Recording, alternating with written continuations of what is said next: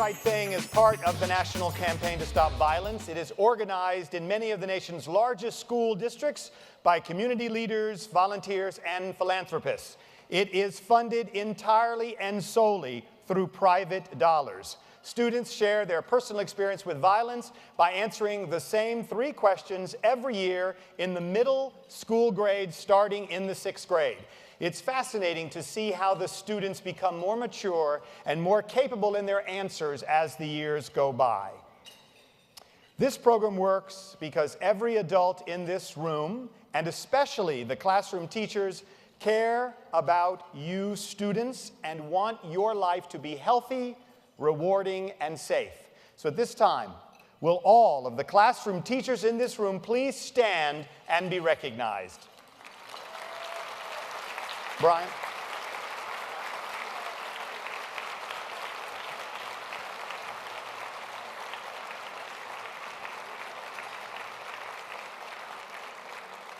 In order to attend this luncheon, a school must have over 50% of their students actually take the challenge and write an essay.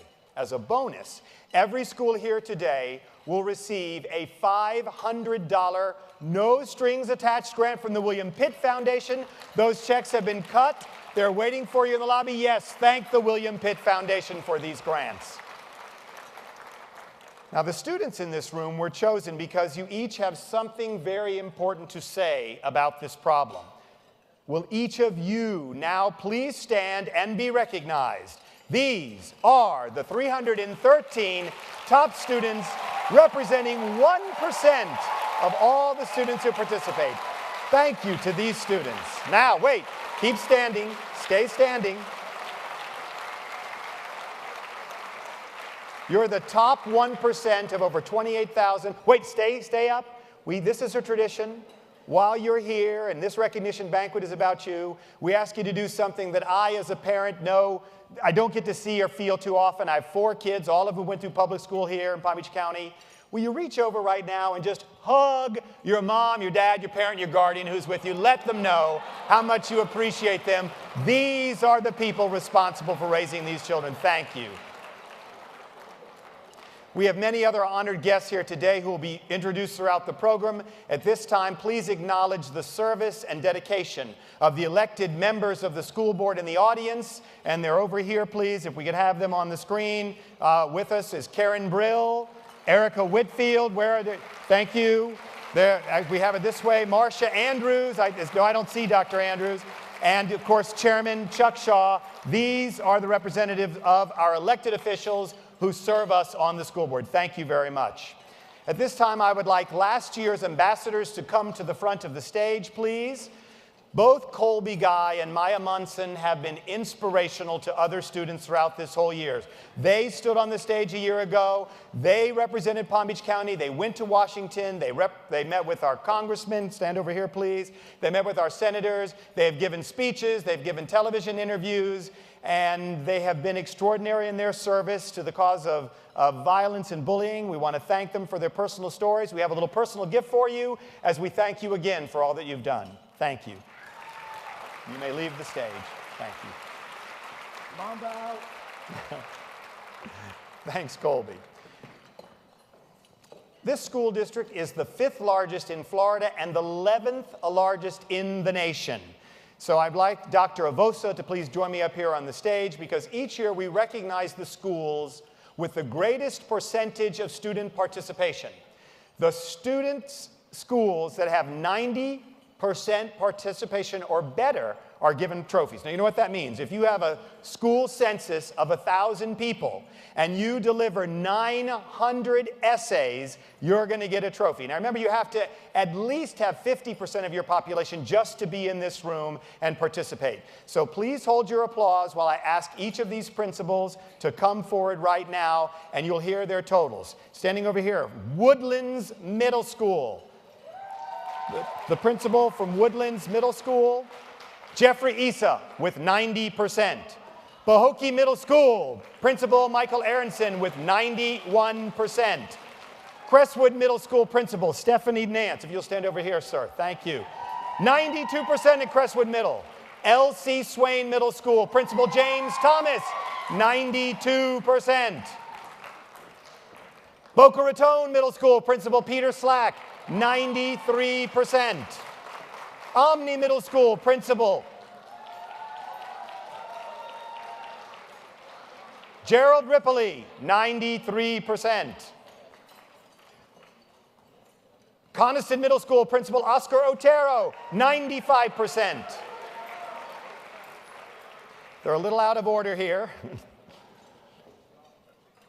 Palm Springs Middle School Principal Sandra Jinks, 95%. And I want to point out, Sandra Jinks is principal of the largest middle school in the county, and she has an incredible record of 95%. Her school is the only school who has participated in the challenge all 11 years. She is on our steering committee. Her school presented the most essays, 1,430 essays.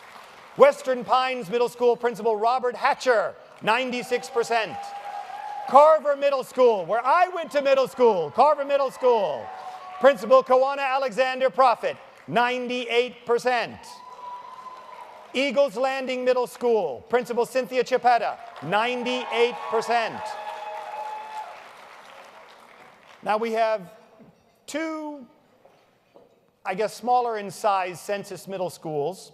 I guess one could call them a little non-traditional middle schools. So on the middle schools that are less than 100 population, we ask that they have 100% participation, and those schools have delivered. They're Crossroads Academy with Principal Diane Howard at 100% participation, and Turning Points Academy Principal Anthony Allen with 100% participation.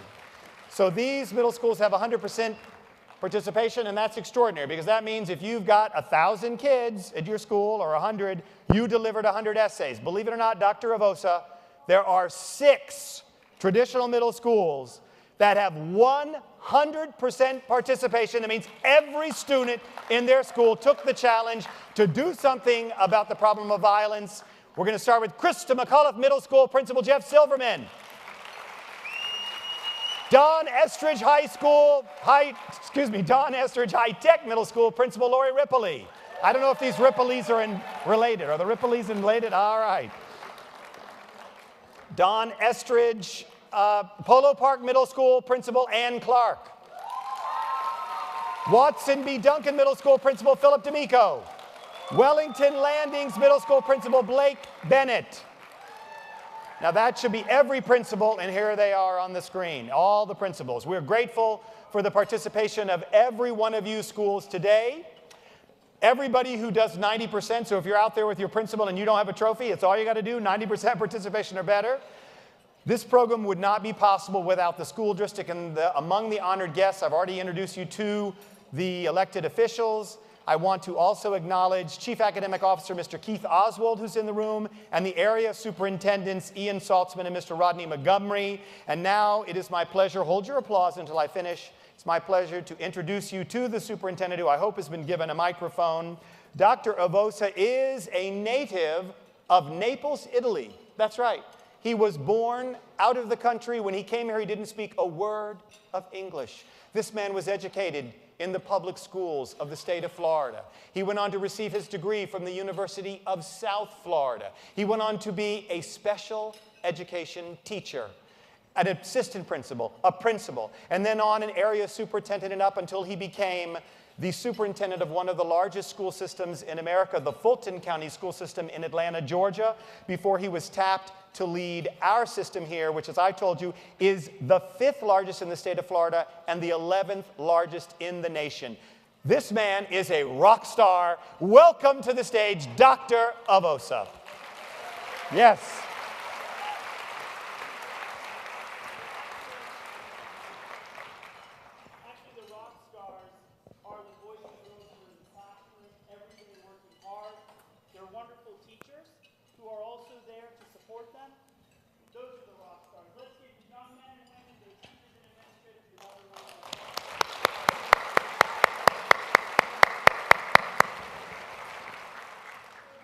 See how I cheat here? I see that.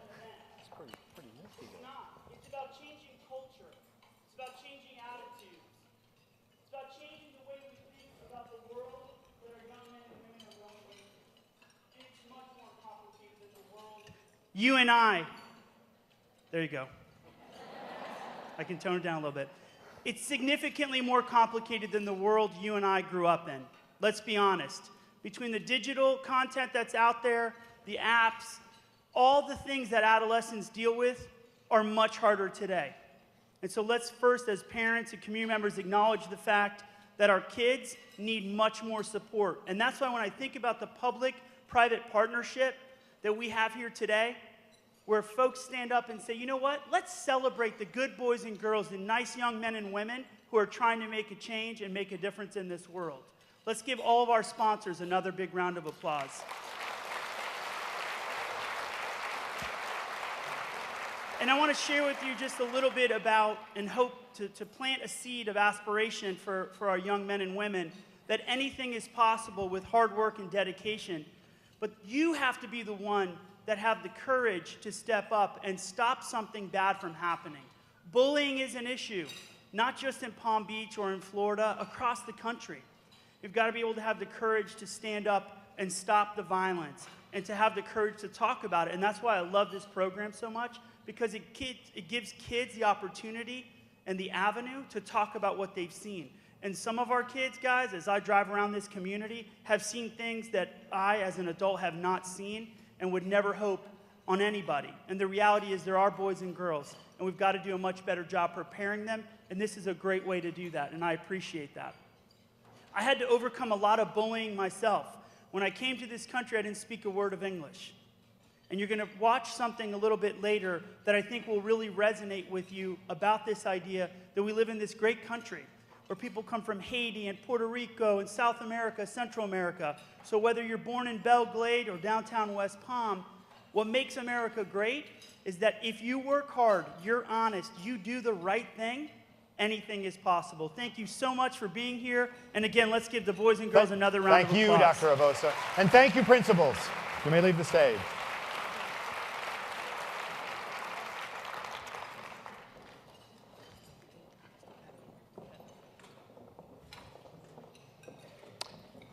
Every essay is included in the judging process.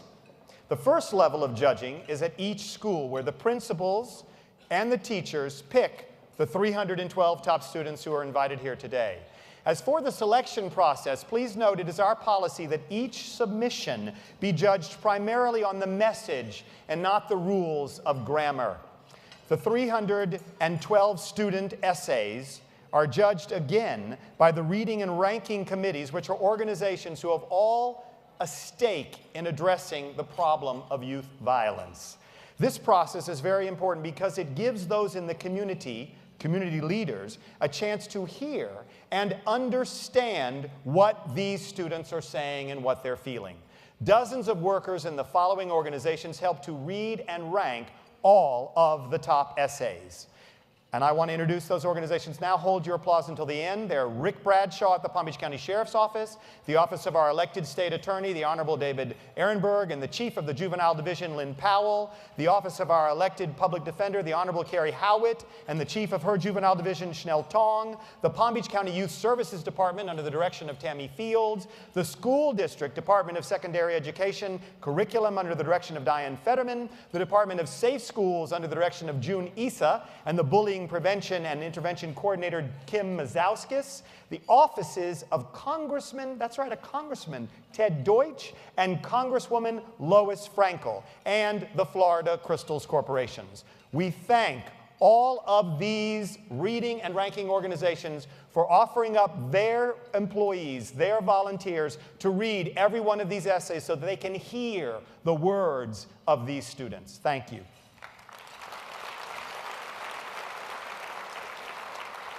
The top 5 boys and the top 5 girls are chosen from those 312. These finalists are then interviewed in person by a panel of judges made up of representatives from each of the reading and ranking organizations. Chairing the men's committee, the boys committee, is Judge Alvarez, who gave the invocation today. Co-chairing the girls committee are Mary Simpson, a national best-selling author, and Lynn Powell and Lourdes Van Hool. The ambassadors are selected on the basis of the interviews, which are turned into an original film that is used as an instructional tool for next year's challenge. This is that film.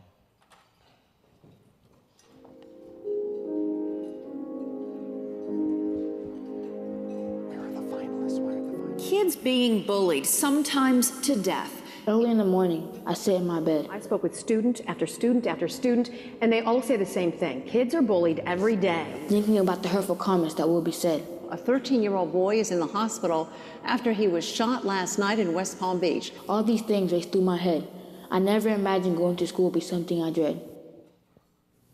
Being selected feels really good because I didn't think I would get this far. I thought I was just going to write an essay.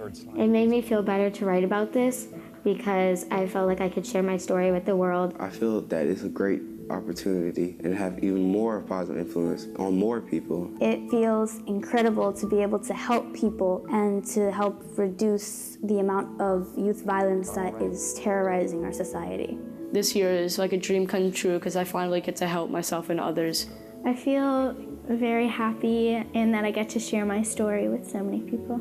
That makes me feel amazing. It helps me tell people who are affected by violence to stand up. I feel good that I'm in one of the top 5. Probably more people have the same feelings about this stuff. Out of 28,000 kids, it feels good to be one of the top 5, top 10 kids. It feels really amazing to be a finalist on the show that my words on my essay were basically published, and then so other people can hear my words. This year, over 28,000 middle school students throughout Palm Beach County took the challenge to do the right thing. The challenge is to write about youth violence, share true personal stories, think about the causes, and offer ways to solve this serious public health crisis. Do the Right Thing is not a competition. This unique program engages students to examine the impact of violence through classroom discussions and a written response to 3 simple questions. How has violence affected your life? What causes youth violence? And what can you do about it? I wrote the essay because my whole life my mom has been telling me her story. They went through a very horrific genocide. They've seen people dead or get murdered. The people who tried to break into my house, and it was very traumatizing and very scary. I was very mentally hurt. My cousin, he went to a basketball court where there happened to be a gang, and another gang drive by and was shooting at that gang and killed most of them, but also killed my cousin in the process. I've been told I'm mature for my age, so I would say things that kids even older than me wouldn't understand because they were so advanced, and they would just kind of write me off as a loser. My aunt is a breast cancer survivor. I dyed my hair pink and went to school. I was tormented all day. The kids called me names and they pointed and laughed at me in the hallways. Some of the causes of violence is definitely insecurity. I see a lot of girls that wear a lot of makeup, which may mean that they don't feel very secure with themselves. They think that boys won't like them. It's kind of the same thing, but with actions with boys. They'll say nasty things to you with no regrets just because they don't feel very good about themselves. Sometimes they have other things going on or other things at home or things that they feel that they don't really get to bring out or talk to anyone about, and it just fills them up with anger, and then they take it out on other kids, and then it causes violence. I have a good household, but I believe that people other places don't. And part of the reason that they're being bad people is because the parents or they're getting bad influences at home. I feel that because the traits of the parents are the tendencies of the child, that's part of the reason why kids are a part of violence and gangs. So I think that with the bad influences gone and the parents being held accountable as well as the children, that will be stopped. Some of the causes of violence is media, and the other can be family backgrounds, your neighborhood, and where you live that forces you to be violent. The causes of violence in my mind are peer pressure, people who have bad home lives, people that are jealous, they are hurt themselves and feel like violence is the only way to get through it. I don't think that's okay, because if you're hurt yourself, then you should go to others, not hurt others. Because if you hurt others, then they're in the same predicament as you. Some kids, they get violent and they dish that out in a different way than they should. When they attack one person without thinking, then they do it back to them, and then someone else joins in, and the next person joins in. These 10 finalists have experienced discrimination, racism, prejudice, physical and mental abuse, criminal conduct, and of course, malicious bullying, yet they all made the courageous choice to tell their story and take a stand against youth violence. One solution is to set a good example for other kids. A lot of kids that I know don't get bullied and they live pretty fun lives, but they have to imagine themselves in a world where they're getting bullied. If you stay in school, you can get more knowledge and stop and think about what you're going to do and then how that affects one decision. Or the person anyone who puts their hand on somebody else, I think that they can stop and think before they act. That's the best way to handle a bullying situation or to prevent bullying. Being a better role model to people, to show them that violence is never the answer and that there's multiple ways to get around situations instead of reacting in a violent way. Every year we recognize the teachers, students, parents, and supporters of this program.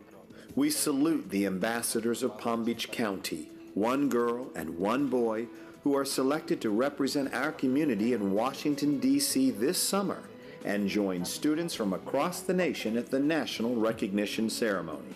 Do the Right Thing is an outlet for these youth to be able to express what is going on in their daily lives. This is a wonderful program, and it's an opportunity for each of the kids in the county to let somebody know what is happening and what we can do to help them. As a juvenile court judge, I saw a lot of the effects of violence and bullying. And that's why I've been involved with this program for about 10 years. And it tells kids violence is not okay. The Sheriff's Office is committed to reducing youth violence. It is so important to have collaborative partnerships with teachers, students, and great programs like Do the Right Thing Challenge.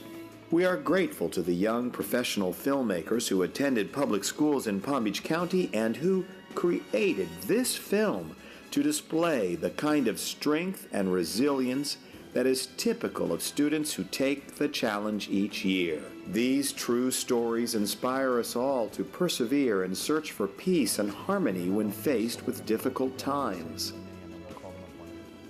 Well, I always try to go with the quote, "The only thing we have to fear is fear itself, but you can always overcome them." If I could hang posters around my school, it would say, "End fights with voices and not fists." I want everybody to know the quote, "Cogito ergo sum," which means I think therefore I am, which means if you think you're going to be a good person, you will be a good person. When you're in trouble and somebody is trying to change your perspective on things, use that little part of your brain to choose the right thing. Listen to this, hear my advice. If you act on it now, it will turn you nice. Compassion, empathy, benevolence, why not give it a try? Then you will have as many friends as I. Has violence affected you in some way? What was the cause? Do you have a solution? Take the challenge.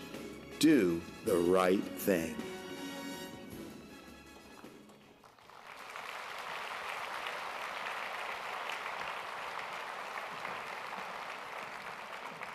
We show this video, the teachers do next year when we offer the challenge. I think it's impressive to know that the students who produced it are, as I said, they're actual student filmmakers are in the room. They are Wally Knutson and, Wally Amy and Raymond Knutson. Here they are. They're the ones that produced, directed, and edited this. Local boys. I think it was it Raymond, you just graduated yesterday? Yeah, Raymond just graduated from Palm Beach State College and is going on to Florida State University. Okay. The executive production for this film was done by the Palm Beach Film Institute under the direction of William Metzger, who is also on our steering committee. Bill Metzger is in the house. We couldn't do this program without Bill and his program. Thank you for getting these student filmmakers and for making this possible. Our organizer and our chairman, Bill Bone, and Pepe Fanjul, the organizer, we're on the stage now because it's time to meet the stars of the video. If you are one of the finalists, you should be over here on the side of the room, or we're going to ask you to come up to the stage. Every student who wrote from the heart. But these 10 students had ideas and experiences which were particularly compelling. And if they'll come up to the stage and stand here in the middle, please. Fourth runners-up, Devin Locke from Western Pines Middle School and Bailey Nathan from Independence Middle School.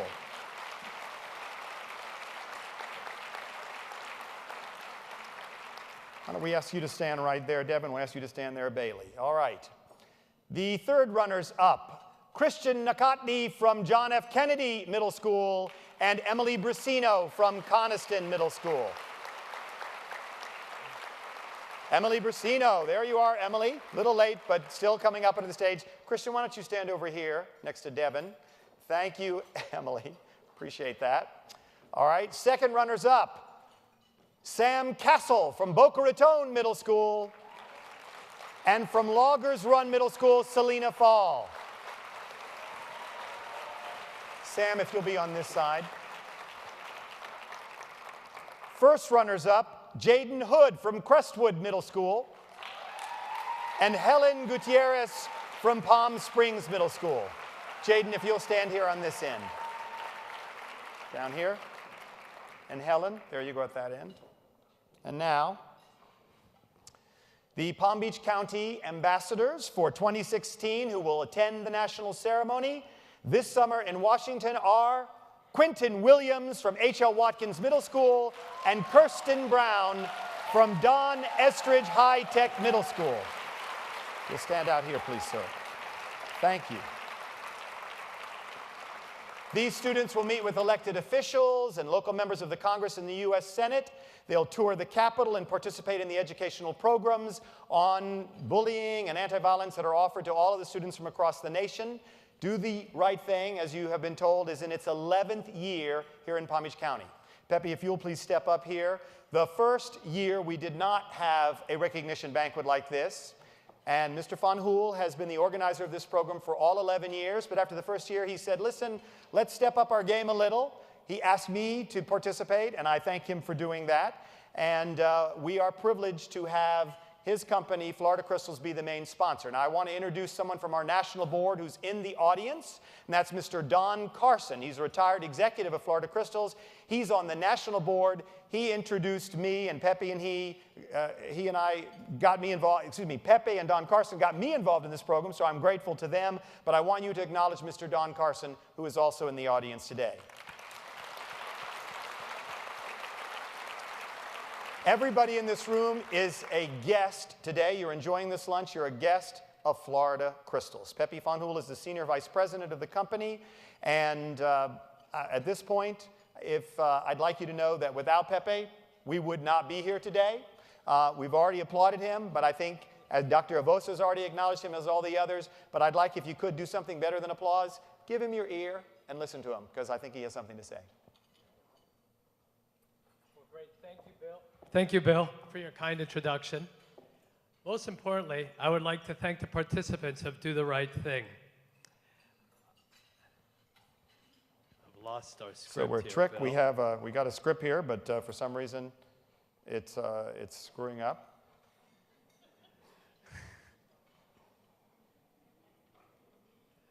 How's that? I think we got to go one back. Yeah, one back. I think so. But Okay. I want There it again, is. thank you for your kind introduction. Most importantly, I'd like to thank the participants of Do the Right Thing, the students, the teachers, the school principals, and this year's finalists. Congratulations to all of you. I have read many of your essays and thank the students, the faculty, for taking this anti-violence challenge seriously. You've all made a very meaningful difference by bringing these discussions into your classroom. Thank you for enlightening me, for giving me the optimism, and please continue to be spokesmen and role models for Stop the Violence. Florida Crystals is a worldwide corporation. Our roots are here in Palm Beach County. Our company is made up of many families who are part of the Palm Beach County school system, and some of you may be in the room here with us today. Florida Crystals was founded by our family over 50 years ago. Our family came from Cuba, and I only mention that because I know that so many of you all in this room, your families, your parents, your grandparents came from somewhere else. Today, this company has enterprises in 8 different countries. We have 25,000 employees, and we produce a lot of the sugars that you see in the supermarkets, like Publix, Domino's, Florida Crystals, and our products are in a lot of the foods and coffees that you all eat every day. We're really excited to be a part of this, and the reason that Bill and I continue to do this every year is because myself and our company and our family want to be associated with bright and dynamic students and faculty and principals like yourselves. And our goal is to stop the violence, and you all are helping to do this by bringing this to the forefront of your classroom.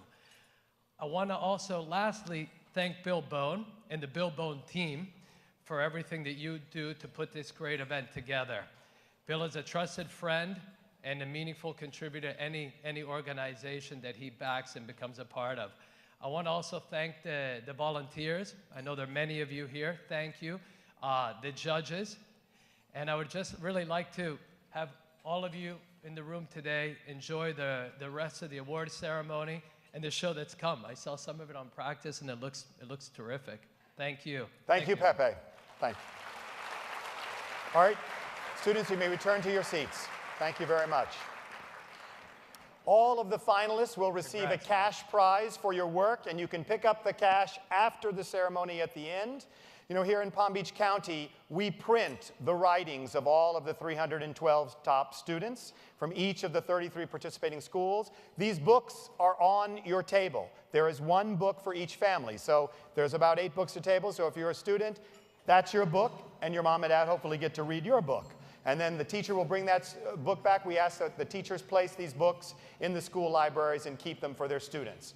This book is also placed into the Library of Congress by Lois Frankel and Ted Deutsch. A congressman has to put something in the Library of Congress, and it'll be done this year just like in the past. It's an enormous undertaking to do this kind of thing, to publish a book, to collate it, to print it, to put it all together. But the steering committee feels that it's important not only to recognize the students for their work, but also so that other members of the community and other students can read that work and see that the solutions. I need you to know that the entire cost of underwriting this book is paid for by our constitutionally elected sheriff, Rick Bradshaw, and his team. Thank you, Rick. Thank you, Sheriff Bradshaw. Now, the reenactment you are about to see is based entirely on selected portions of the writings published in the book. Please be advised that some of the content is graphic. But we know from essays that these are some of the issues confronting middle school students in real life. This is the world premiere of this original play. Even the student writers who are in this room did not know until today, when they see this work, that this performance would happen. Our students tell us that these things can and do happen in real life. And now,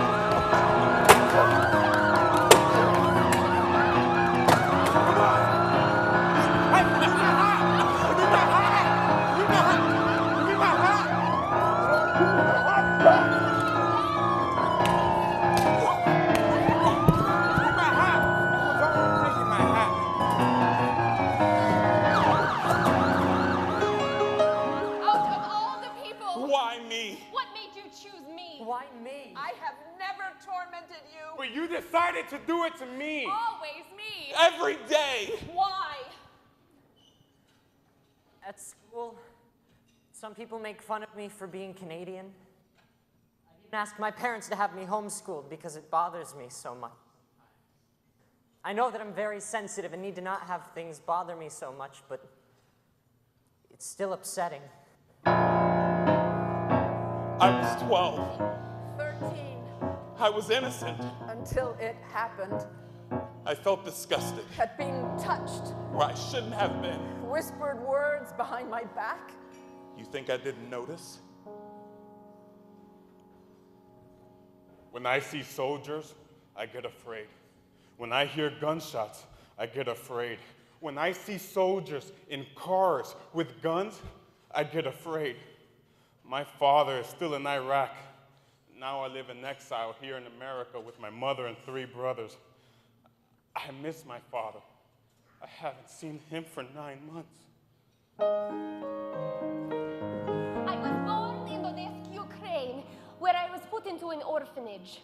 As I grew up, I saw more and more violence, either gangs or just brutal beatings. Some people here say they know what it is like to live on the back streets, but so do I. My orphanage was in the bad part of town where everything was dark. I do not remember much, but I do remember how happy I was to be leaving. I want to tell them, but they will judge, so I don't. I know where the knives are. One drag, it feels better. 2 drags, why stop now? And now I live in a silent world where no one can be trusted. Taunts, laughs. When I used to live in the Philippines, we had steel bars on all our doors and windows. And being that I was still very young at the time, I always wondered what they were for. Well, when I was about 9, there was an altercation in our street. 2 groups of people were being violent towards each other and throwing objects such as rocks and other things that they could find, and one hit our front window and broke the glass. It had woken everyone up, and we rushed to the scene, and we see our grandmother cleaning up the glass. It was her house. And that was why we had bars on our windows. That's why we have bars on our doors and windows.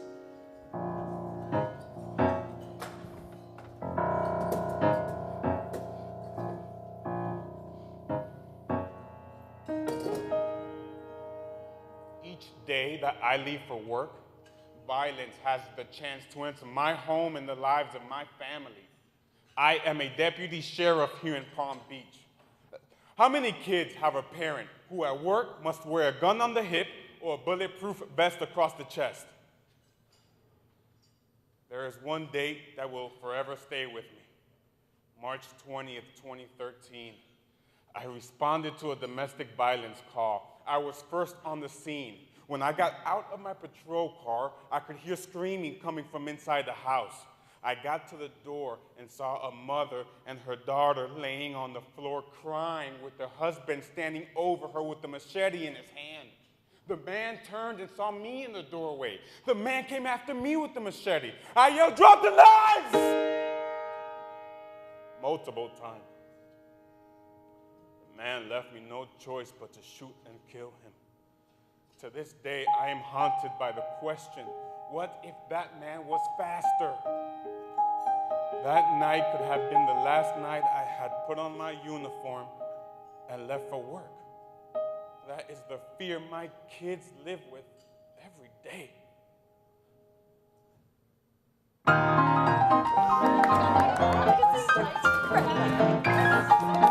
Welcome, ladies and gentlemen.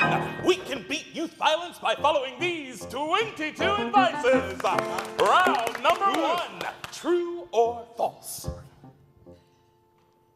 Advice number 1, negotiate. True, you should always negotiate. Correct. Very nice. Advice number 2, dwell on the past.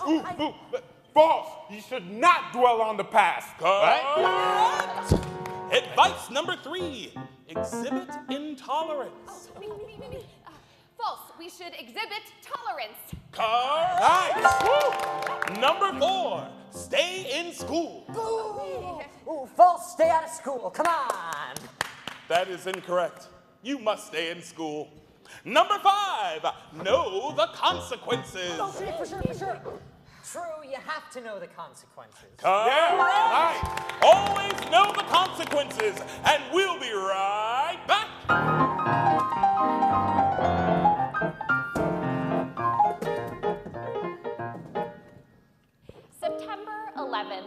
2001. That was a bad day for everyone, including my mom and dad's office building. My mom wanted to help because a lot of my friends' parents died that day. That was the day it all began. She breathed in too much smoke, so it made her have breast cancer. She went to check to see if I would get it, but I won't. April 11th, 2015. My mom didn't feel so well, so she went to the doctor, and they said that the cancer had moved to her brain. May 11th, 2015 was the worst day of my life, because that was the day that she died. Yesterday, October 25th, 2015, we put my mom's ashes into the ocean because that was her favorite place, and so that we would always be with her. When you think of violence, you think of 9/11. But when I think of violence, I think of my mom, because she gave and never took.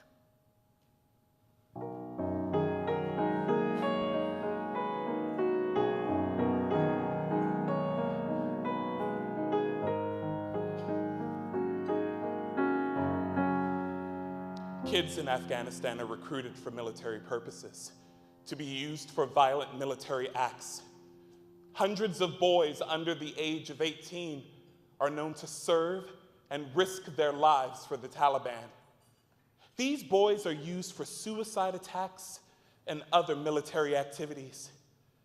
Families must hand over their child because they don't have the money that the Taliban demands.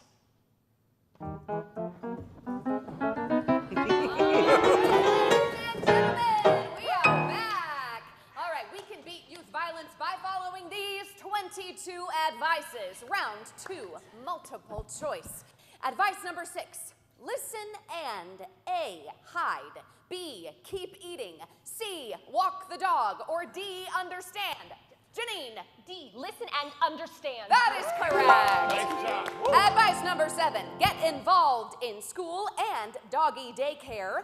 B, painting water towers. C, doorknob repair. Or D, the community. Jessica. D, get involved in school and the community. That is correct. Number 8, don't forget your A, lunch money, B, homework, C, faith, or D, your mother's birthday. Brian. Don't forget your mother's birthday. Yeah. Nice. Woo! While very sweet, that is incorrect. Allow me to read the question again. Don't forget your A, lunch money, B, homework, or C, faith. C, faith. That is correct. Well done, everybody, and we'll be right back.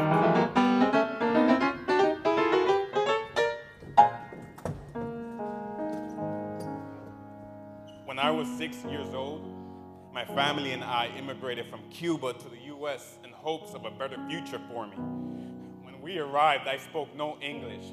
And what made this worse was that I had to go to a school where almost everyone spoke in English. I was made fun of because I did not understand what anyone was saying.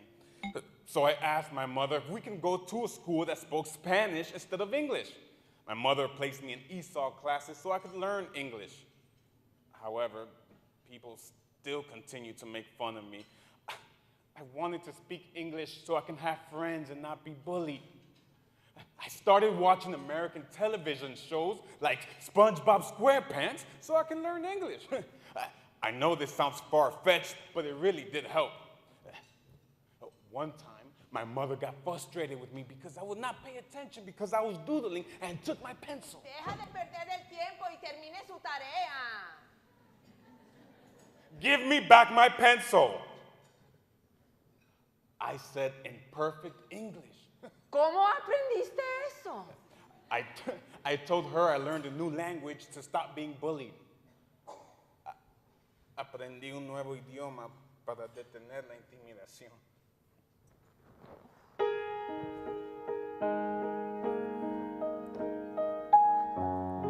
I'm a United citizen who's been living in Japan for the past 8 years.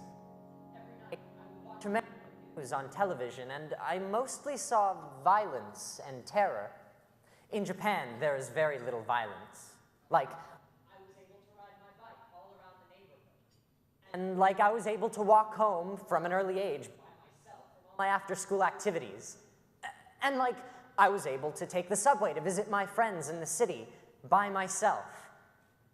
A few months ago, I moved back to the United States, and I no longer have the same freedoms that I had.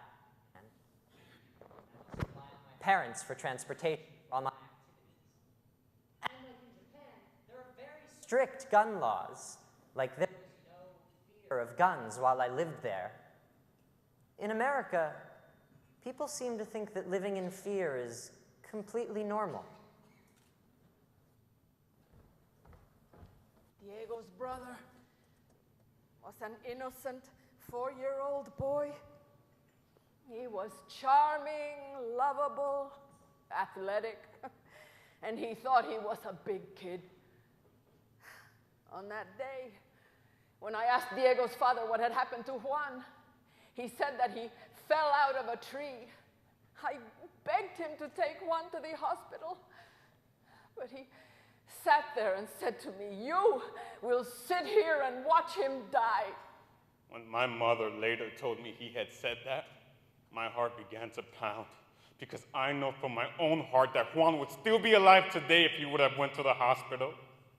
My brother was in bed for several hours with no help, no strength to move, and no voice to call for help. Later on that day, Juan was rushed to the hospital for his injuries, and he died from a blunt trauma to his body. He had a split liver and broken ribs. Diego and Juan's father was then charged with first-degree murder and aggravated child abuse. And 2 counts of kidnapping for allegedly trapping my mom and brother into the house. So began one of the longest-running murder cases in Florida. Jurors saw diagrams of the body where the injuries were recorded. The prosecutors called to the stand the emergency room doctor who treated my son on August 7, 2002, when he arrived at the emergency room with no vital signs and bruises and welts all over his body. Dr. Tomas Rosado said, "It is my conclusion that these injuries were not the result of a fall from a tree." My husband, my father, was sentenced to life in prison for his crimes. Juan would be turning 18 on January 8. My birthday is January 6th, and I will not be spending any time with my big brother.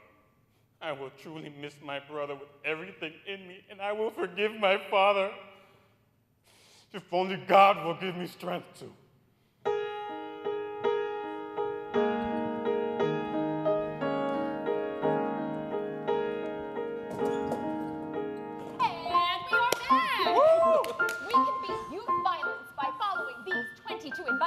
Round 3, fill in the blank. Advice number 9, believe in blank. Yourself. Believe in yourself. Yeah. Number 10, surround yourself with positive blank. That would be people. Surround yourself with positive people. Advice number 11, blank to someone you can trust. Talk to someone you trust. Yeah. Number 12, be a blank example for others. Be a bad example for others. No, be a good example for others. What? Are you kidding me? No. This game's rigged. Riley, ease up, baby. You just walked right into the next advice.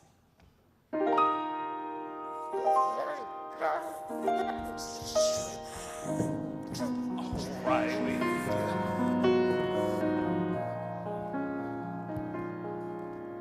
It all went down in my brother's language arts class, January 9th, 2013. And to make matters worse, it was over a chair. At the beginning of the period, my brother was sitting in one of those connected desks at the front of the classroom, and apparently another person wanted to sit there. So we told my brother to move. And my brother told him, no, I was sitting here first, and there's plenty of other desks in this classroom. The boy didn't say anything. He just grabbed the desk in which my brother was sitting and flipped it. And in this process, my brother's neck whiplashed, and he fell on his back. He was rushed to the hospital in an ambulance and put in intensive care, and for the next 2 months was in and out of hospitals.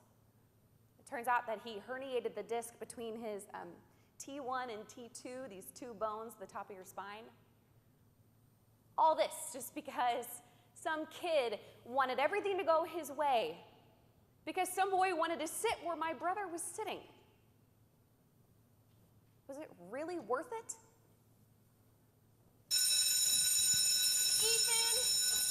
Ethan, please come in. You're in my way. Ethan, have a seat. Ethan, several of your teachers have been telling me that you're having a hard time focusing since you've come back to school. Has there been anything on your mind? Sorry, I'm late. Hey, Ethan. Hey, Mr. Clark. I was just asking Ethan if anything has been distracting him from his work. No, not really. I'm just trying to get caught up on what I missed. Oh, well, that was quite some essay you turned in the other day. Thanks. It's almost stranger than fiction. Yeah, I really tried to use my imagination. In your writing, you have a knack for writing, my friend. You think so? I was just telling Miss Wagner here that it's been a long time since I've had a student who uses words to paint such great images. Thanks. And he also said there are some things we just can't make up. I just have a feeling that there's even more to your story. It's okay. This is just amongst us. You're safe here. My mother brings all these men to the house, and the ones that my brother and I actually meet aren't there for very long. They're so myriad that I can barely remember the one from 2 weeks ago, let alone a year. Myriad. See what I mean, Miss Wagner? Good. Ethan, go on. And like sometimes I'll be sitting next to her and her phone and see pictures that she sent to another man, and then ones of him to her. I even walked in on her sleeping with a man once, and their clothes were strewn across the floor. I was so upset that I cried myself asleep, and it seems like that's happening a lot more nowadays. Of course. And like for months I'd shared a bed with my brother because there wasn't one for me. She'd confiscated my room. No kid should want to have to leave their parent. Yeah. That was the day I snapped. The emotions just poured through me, and I was so close to just lying down and giving up forever. And then I liberated myself before the abyss enveloped my body. Yeah. I did that by standing up for me in my life. I told her I want to live with my father. And how did she respond? Pure anger. Telling me how she wasn't proud of me, and how she wasn't proud of who I was becoming in my decisions, and how she wasn't proud of her average son. That's a form of violence, Ethan. Verbal violence. It's tearing me down. And you're doing the right thing by talking about it. But, you know, I think all the hardships. The abuse. The abuse has maybe shaped me to be a more mannered and knowledgeable kid. Not maybe. And quite a promising young writer. Should we talk again in a day or so? Oh, would that be helpful, Ethan? Yeah, thanks.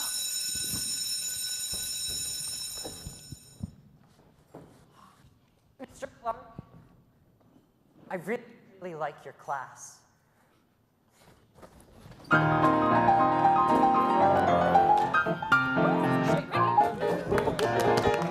Okay, everybody, let's go. Advice number 16. Jesse, come and help me out.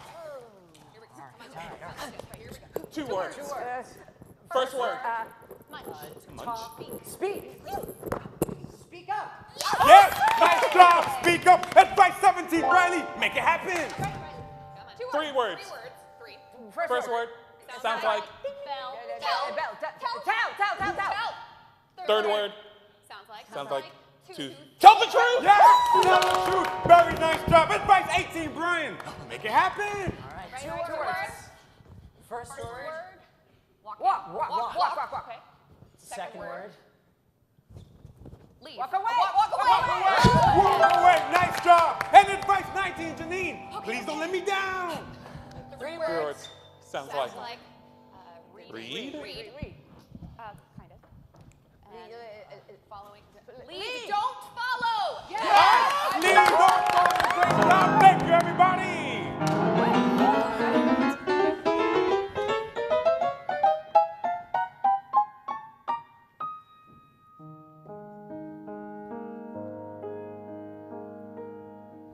I lived in Egypt for 9 years because that's where I was born. And I'm now 13, and in a month, it will be my 4th year in the United States. Because I was a Christian and most of Egypt's religion is Islam, racism was always there. So I wasn't like most of my peers. People were dying all around us, and the government wouldn't listen. Those were the worst days of my life.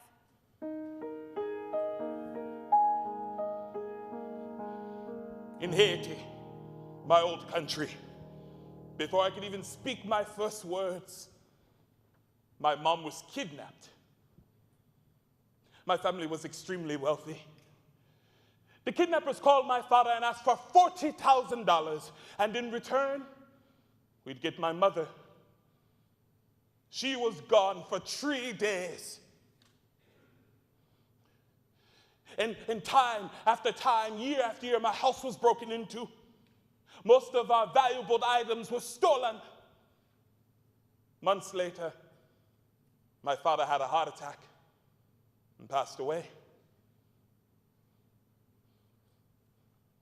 After my father's death, my family turned against each other. They were like a wolf pack fighting over the last piece of meat. My mom, my sister, and I couldn't handle it, so we moved to Florida. We used to live in Colombia. We had a farm. It was taken by some delinquents who threatened us. They said they would hurt us, kill us.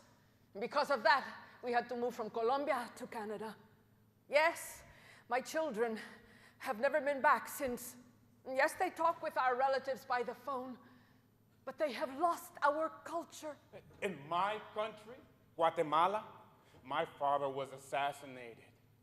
My father was killed when I only needed 15 more days to be born. My mom tells me the story of how he left this world. My mom says my father had 2 stores. In front of one of those stores, somebody killed a gang member from the gang Mara. People thought it was my father who had killed the person, so they took him away to jail. My father got out on bail. The gang, Mara, got furious and wanted revenge. People say the gang members went to the store and killed him. We never found the body, even though we looked and looked. What happened to my father affected me because I will never know what is a father. I lived in Egypt for 9 years. In Haiti, We used my to live home in country. Colombia. In my country, before I came Guatemala, even say my first words. in my country, My mom was kidnapped. Here, my old country, before I could even say that. We get to meet the president today. In this small country of Grenada, meeting the prime minister is an event no one can pass up. All us school children scurry to get to the top of the hill where we will meet our hero. However, many people want him dead and all his supporters. For this is war, and in war, you go for the leader. For with no leader, chaos erupts. Something in me feels uneasy. I slowly begin to see the hill from afar, then hear a scream. Suddenly an explosion erupts, screams fill the air, and I collapse to the floor, knowing what has happened. They have set off a bomb to get rid of the prime minister, knowing but not acknowledging the amount of people they are eliminating in the process. They're only kids. They're my friends. My sister is transgender, and she gets bullied a lot. Now, I was bullied in the 3rd and 4th grade, but the way I got bullied is no way near the way that my sister gets bullied. My sister is a transgender boy to girl, People like to ask a lot of questions, and my family and I answer all of them except for the ones that are inappropriate or are an invasion of her privacy. I mean, she's the same person on the inside, she just looks different on the outside. It's like she was born with a girl's brain, but in a boy's body. Like she feels trapped in the boy's body. Though I really have no way to explain what that feels like or means. Before she transitioned, my uncle found out and he was hitting her until I came downstairs and I was yelling at him and I was able to get him off my, at the time, brother, and probably saved, at the time, him from a broken arm or something. Hey, I know your sister. She's the one with the teddy bear sandals, right? I want them. I grew up with movies, video games, and even fighting in the karate state championship. None of that meant much to me until March 3rd, 2008, when my Uncle Ray, Lieutenant Ray Vasquez of the Palm Beach Fire Department, was shot and killed in front of his son and my aunt at a Wendy's. A man shot 5 people before turning the gun on himself. The only casualty other than the gunman was my uncle. I never thought I would never see my uncle again. It was hard to see my little 4-year-old cousin, to look him in the eyes and know he would grow up without a father. It was hard to see his wife trying to hide the pain in a lump in her throat.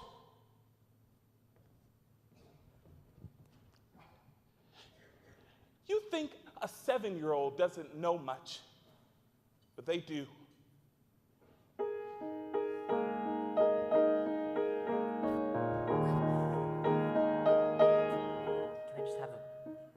Thank you.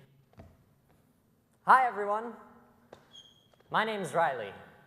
I'm 19 years old, and 6 years ago, I wrote an essay for Do the Right Thing. It didn't get picked, and that's okay. But I remember it being very difficult to find an example of violence at my school. See, I grew up going to art schools here in Palm Beach County, where everybody was allowed to be whatever they wanted to be without fear of repercussion. And as a young artist, that's a fantastic and encouraging environment to grow up in. And look, here I am today on stage in front of almost 900 people, working with 6 other professionals, doing something I could have only imagined when I was in 7th grade. But I realized that each school that I went to was kind of like a bubble, blinding me from the real world. See, the friends I had in school, it didn't matter if you were straight, gay, bisexual, transgender. We were all able to live together comfortably in our own bodies at school. But the thing is, some of my friends from those days, especially my transgender friends, now that they're outside of the bubble, they're hiding who they really are behind. And that makes me sad. Because even though last year people say that the Supreme Court came out on the right side of history, the bullies are still going to be there. But you know what? One day I may go on stage and wear the mask of Hamlet, Prince of Denmark. But I'm never really going to be Hamlet, or really be Luke Skywalker, or Harry Potter, or SpongeBob SquarePants. I'm always going to be me. I'm not going to wear a mask. During my time as a student, I got to know the real people behind the masks. All I know is we are all so much more beautiful than what society demands.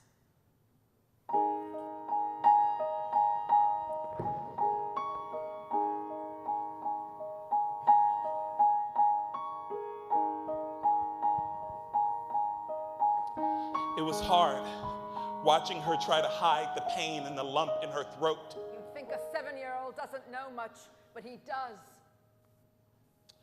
I sat alone in my room one night, and I asked myself, what do I do? Then it came to me, I must tell my story. So then I spread my story so that no wife ever has to lose her husband. No cousin, aunt, or uncle has to lose an uncle, and especially no child has to grow up without a father. So let's tell our stories, and let's end violence for good. I am not special. I am not different. I'm not blind, and I'm not oblivious. I have seen the blood. I know I can stop it. I have a voice. I can be heard. As we leave middle school, we have to remember. But there are kids that are younger than us, and they look up to us. We have to be good role models. Bullying is a heartbreaker. You weren't put on this earth for nothing. God doesn't make trash. And the only race is humanity. Don't think that your mirror is broken. Your mirror is so beautiful and perfect that even diamonds are jealous. All our mirrors are beautiful. No one can completely break our mirrors. Sure, they can scratch them, but they mend. They do. We were victims. We are strong. We will be leaders. Because when I am strongest, when we are strongest, it's when we just show them they can't. Because we are the freak show. We are the weird, the crazy, and the fun. And it's time to show that we have already won.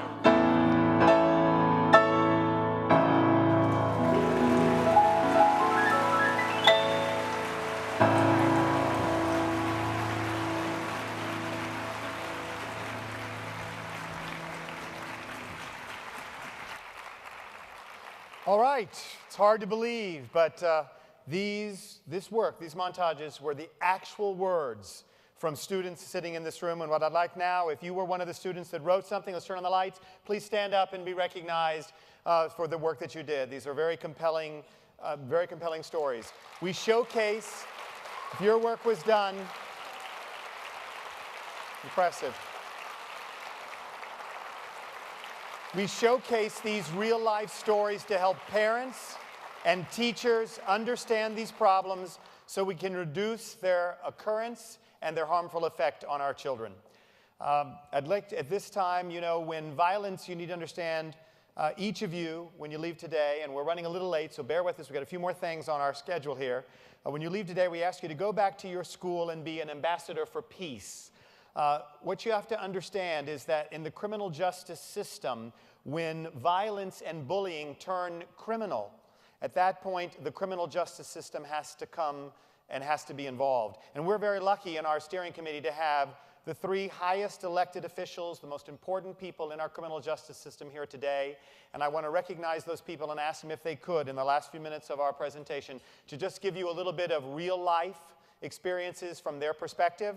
And they are our constitutionally elected law enforcement officer, the highest law enforcement officer in the community. That's Sheriff Rick Bradshaw, and our state attorney, the Honorable David Ehrenberg, and our public defender, Carrie Howard. And I'd ask them now to please share with us some of their real life experiences and their thoughts. Thank you.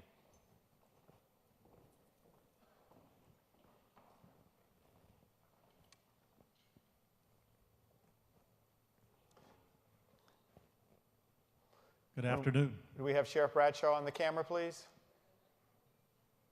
How about if I just face this way? You don't need a camera, right? Well. Anyhow, congratulations to all of you that took part in the challenge. All of you are winners. And this program is very important to the Sheriff's Office for many reasons, but most of all, we don't have the best communication with our children all the time. I know that. I'm a parent. We get busy. We have things to do. And we don't talk to them as much as we should. But we need to know what they're thinking. We need to know what scares them. We need to know what affects them every single day. That's why listening to these people on the stage, reading the essays, and knowing what's going on in their lives is very important. The level of violence out here is unprecedented, and it's gang violence. And they try to recruit our kids between 8 and 10 years old. When you have 13 and 14-year-olds that shoot and kill each other, that's unacceptable. But think of the challenges that our kids face every day. Access to drugs, bullying. The gangs want them. They need to be part of their peer system. All those pressures. And folks, we can't arrest our way out of this. We need the partnerships of everybody that's in the system. Not just the sheriff's office, the state attorney needs to be involved, the public defender's office, the school system. But most of all, folks, you as parents, you have to stay engaged. You have to know what's going on with your kids. Because if we don't pay attention to them, the gangs will. And we need to send a powerful message. And that message is very simple. We need to tell the gangs and the bullies, these are our kids, and you can't have them. Thank you very much for having me here today.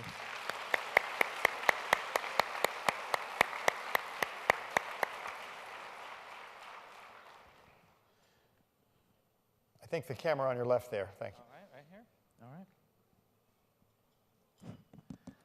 All right, good afternoon. I'm Dave Ehrenberg, State Attorney for Palm Beach County, and it's my honor to be here for the 10th year in a row as part of Do the Right Thing. I want to thank Bill Bone and Pepe Fanjul Jr. and everyone who made this event the biggest and the best ever. I want to thank Lynn Powell, who heads the juvenile division in my office. Lynn led a team of 34 employees in my office who work more than 80 hours to read hundreds of essays. You know, as the chief prosecutor here in the county, we had 3,000 referrals, criminal referrals to our office from young people last year. That means that there were 3,000 juveniles who made very different decisions than the ones you all made.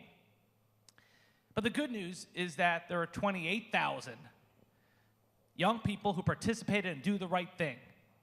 And although the media may focus more on the 3,000 who screwed up more than the 28,000 who did the right thing, I can tell you that you, the 28,000, are the true representatives of your generation. A generation that says no to bullying. A generation that says no to violence.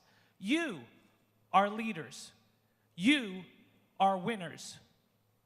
You are the future, and the future is bright. Thank you. Thank you, Mr. Ehrenberg. Let's turn up the lights, though, so we can get better vision on this. Now, Carrie Howard, our public defender. So I'm not sure how this works, but hello, and I echo the thanks to all of you as well as to my office and the many offices that participated in this. You know, our office is involved in representing children who are charged with acts of violence. And I think it is so important and so recognized by many of the words that have been spoken that often we have to look past the actions and look to the damage and try to fix the damage. Why do children get involved in violence? And if we don't address the damage that brought them into that situation, we're never going to stop. We're never going to stop the cycles. I think Judge Alvarez has seen that over and over. The victim-offender relationship is sadly way too close. One day they may be victims and the next day offenders. And so I think as we look to solving these problems, we have to look at prevention. We have to look at prevention early. We have to look at helping and supporting healthy families. We have to look at how do we get folks out of the criminal justice system and onto healthy lives.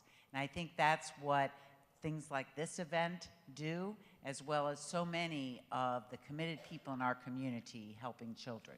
So I thank you for being great role models. I think that's so important. I think the lesson of look out for others, help others, support others, and those are the things that we can do for each other. Thank you. Thank you, Carrie Howard. Our constitutionally elected officers, Rick Bradshaw, David Ehrenberg, Carrie Howard, together with Judge Alvarez on the bench, represent a cross-section of the criminal justice system. All right, we're just about finished. I want to bring up onto the stage some celebrities, the Harlem Globetrotters. We have two from the Harlem Globetrotters here. I'd like to turn up the music and ask them to come back. From Phoenix, Arizona, former University of Wyoming All-Star and team captain Anthony Buckets Blake is with us in the room. He'll have himself a Who ball. knows the Harlem Globetrotters? All right, and also from the Bronx, New York, at 6 feet 6 inches, St. John's University of New York All-Star Slick Willie Shaw. Hey, Buckets, how are you?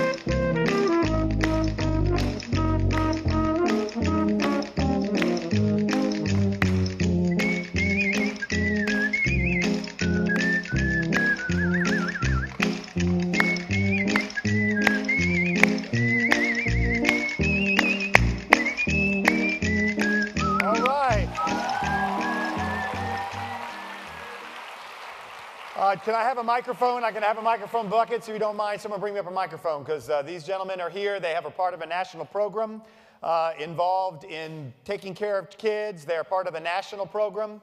And I thank you, Judge Alvarez, for doing that, getting us a microphone for them. Appreciate that. We're just about done. But if we do, before we go, I'd like you gentlemen to please just say a word to these kids. Tell them a little about the Globetrotters and who you are as we say goodbye. Okay, so as all of you know, we're not only about the game of basketball. The Harlem Globetrotters are about the game of life. We visit over 420 schools a year talking about anti-bullying. We have a program that we put together with the National Campaign to Stop Violence, and it's called the ABCs of Bullying Prevention.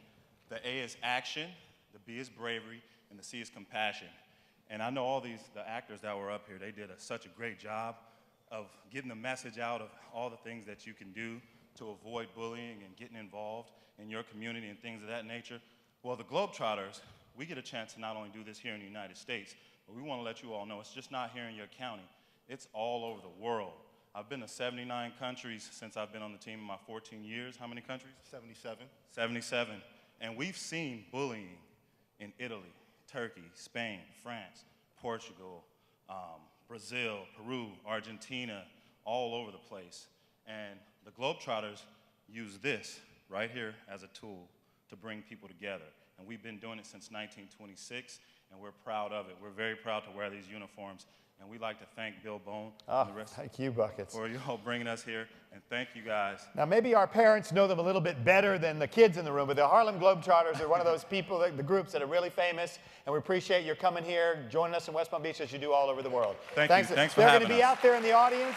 I do want to recognize, before I let you go, I want to recognize some people in the audience. We did the Honorable Paulette Burdick, a county commissioner, is on our steering committee. The Honorable Jerry Muyo, mayor of West Palm Beach, and Jose Tagle is on our committee. And I want to thank our other sponsors. The famous author Susan and James Patterson is a contributor, as is the Thomas S. Keenan III of the Keenan Foundation, the family that owns the Breakers Hotel, the Mary Alice Forden Foundation, Mary and Bob Simpson, and 10, TEN, the Education Network, are one of our sponsors. So is the Palm Beach Post, Southwest Airlines, and Kretzer Piano gave us this piano. And last but not least, if you don't mind, I would like to acknowledge and recognize the coordinator.